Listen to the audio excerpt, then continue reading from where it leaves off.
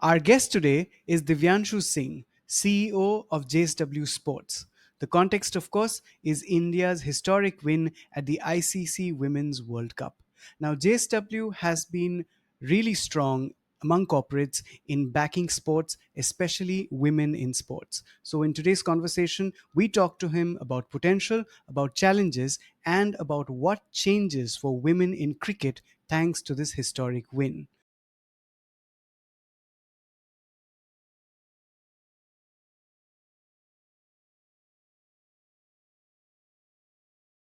We're talking just one day after India's historic victory. Congratulations to you and to me and to everyone, I guess. How does it feel?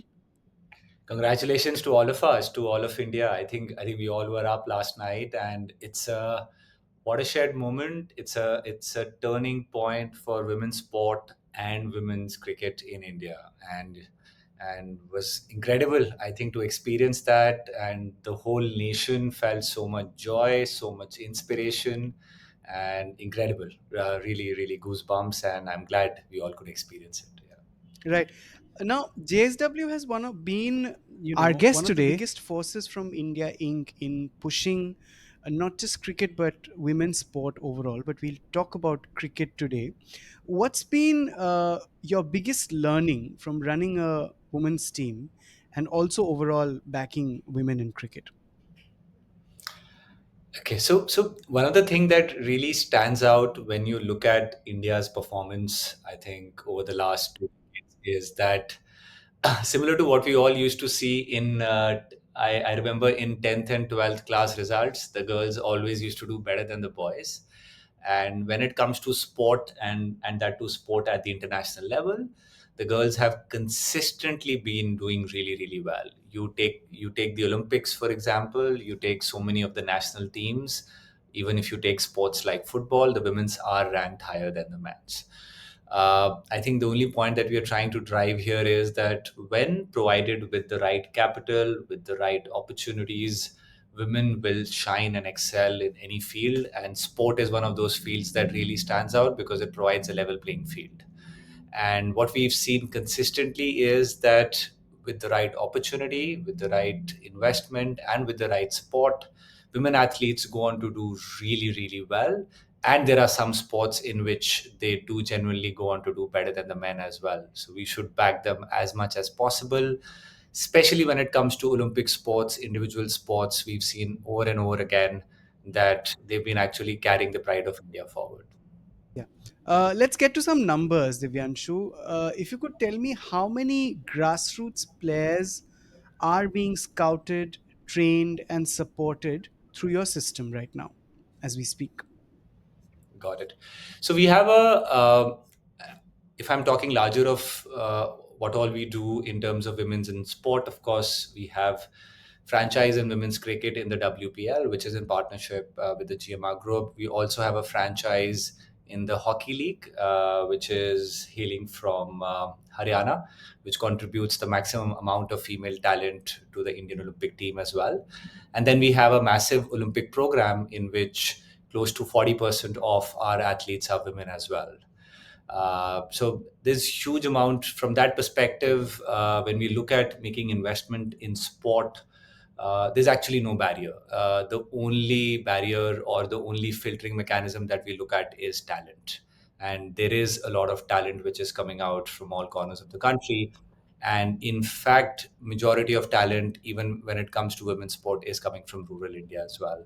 So it is just about enabling. It's about providing them the right opportunity, and one also has to accept that I think professional being a professional women athlete is a lot more tougher than being a professional men's athlete in India.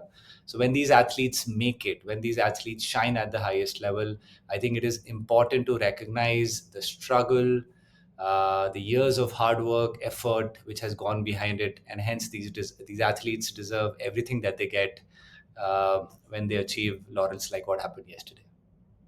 How do you respond to critique that the only platform for spotting young cricketing talent these days is the Premier Leagues, and since it's just WPL for women, and you hardly see Ranjis, etc. Uh, there is this block that the best intentioned corporates or organizations would face when it comes to spotting, talent in women's cricket. How do you react to that, and how are you sort of dealing with it? Okay. So I think what leagues do is that they end up providing a platform for corporate investment, right? So that's one good thing that comes out of it. Having said that, leagues are not the only platform through which new talent is scouted or unearthed. Yes, it facilitates it, and it's also very different for different sport. What is really standing out, and the kind of improvements that we are seeing right now, is that the pay parity is improving. Visibility for women athletes has also surged a lot. But it is also a hard truth that women athletes still receive under 10% of the total sports sponsorship spends in India, which we are hopeful that on the back of performances like yesterday, now we'll see that big change from corporate India as well. And now would be the time, I think, to walk the talk. So definitely, we are hopeful that there should be a lot of improvement, and a lot of these athletes yesterday have become household names, and there should be a big surge in their marketability and the kind of sponsor and the corporate interest that ends up coming. Could you quantify how much JSW has invested in women's cricket in India yet, and your future plans as well? So our investment in women's cricket has been on the back of the WPL franchise, which has now been 3 years running, and the team has had a phenomenal run. We've reached back-to-back finals in the 3 years, still one step short of being the champions, and hopeful that should come soon. Besides cricket, we've also invested a lot on performance. As I outlined earlier, we also own a franchise in women's hockey league in India, and we also invest extensively in our Olympic program, where 40% of the athletes are women athletes.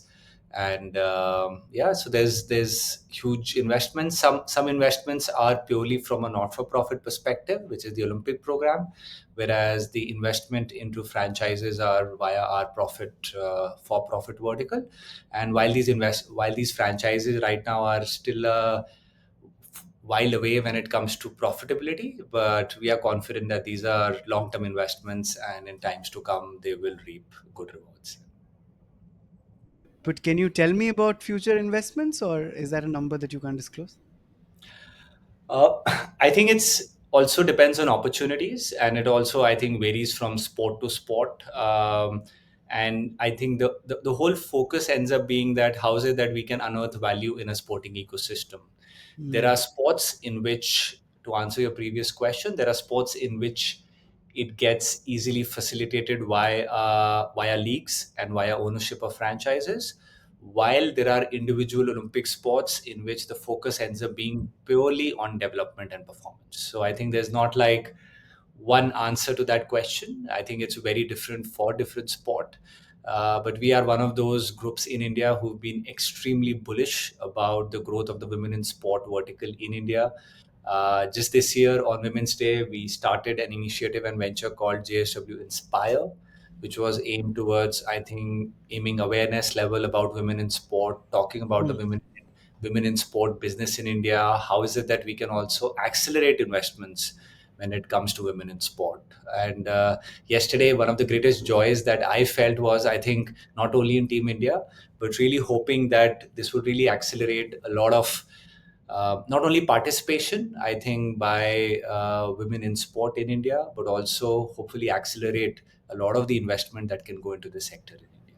Would it accelerate your investment as well, yesterday's win, or is it as per plan? I mean, nothing It is as changes. per plan. I mean, we have been one of the most aggressive and bullish investors when it comes to Indian sports. So for us, it just gives us a reason to believe that I think we've been on the right track, and we are hopeful that we will be able to gather some good momentum.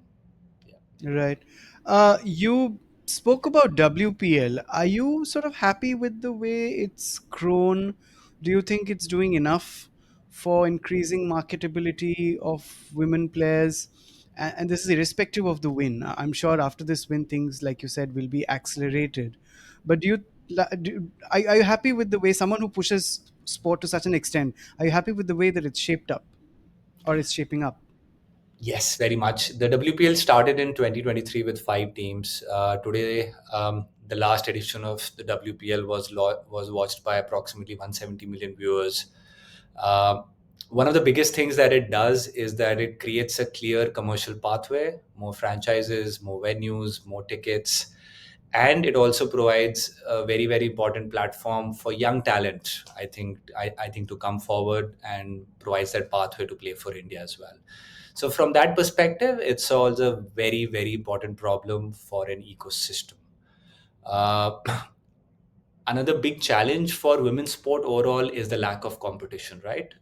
As our women athletes start playing more and more competitions, it will become a lot more easier for them to excel at the highest level and win those laurels.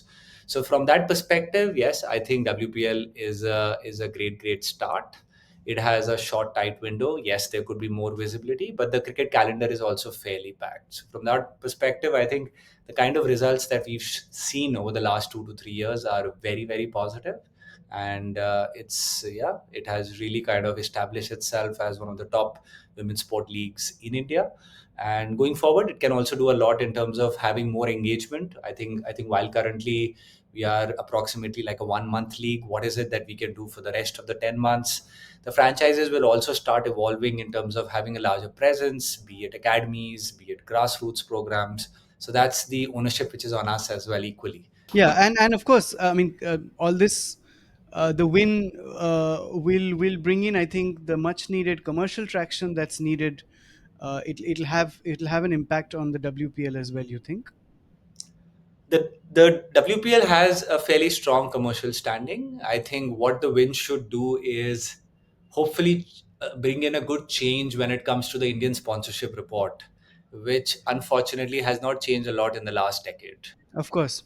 Uh, Fundamentally, what remains the hard truth about Indian sport is that 90% of the revenues is cricket, and that is dominated by a particular sport, by a particular generation and by a particular profile of sports stars. And women in sport as a sector that way has been very marginalized in terms of investment, right? So now with the creation of new heroes, Demi, Shafali, Harmanpreet, Smriti.